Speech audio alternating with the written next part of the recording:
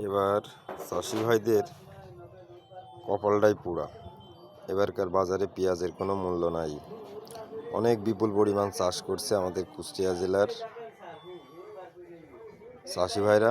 প্রত্যেকটা বাড়িতে বা প্রত্যেকটা গোডাউনে এভাবে পেঁয়াজ মজুত করে রাখা হয়েছে। পেঁয়াজের দাম নেই বললেই চলে। বড় যেগুলো আছে সেগুলো মনে করেন ইন্ডিয়ান বাদে একটু ভালো কোয়ালিটি হইলে সেগুলো 1000 টাকা বা 1050 টাকা মন। আর ইন্ডিয়ান পেঁয়াজ যেগুলো বড় বড় সেগুলোর দাম একেবারেই নেই বললেই চলে। অনেকগুলো জাত আছে, হিমসাগর, ইন্ডিয়ান, আরও অন্য অন্য ইত্যাদি।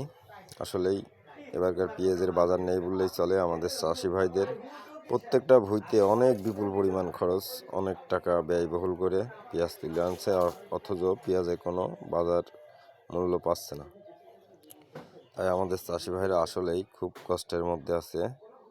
পেঁয়াজের বাজার না উঠলে এই কষ্ট দূর হবে না মনে হয়। ভিডিওটা ভালো লাগলে সবাইকে সাবস্ক্রাইব করবেন, অবশ্য শেয়ার করে দিন।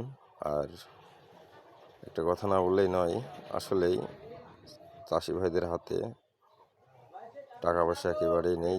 দায়িক দিনা হয়ে তারা চাষবাস করছে, অনেক ঋণগ্রস্ত হয়ে। তাদের পাশে দাঁড়ানোর মতন হয়তো কেউ নাই, শুধু মুখেই সান্ত্বনা দিতে পারি।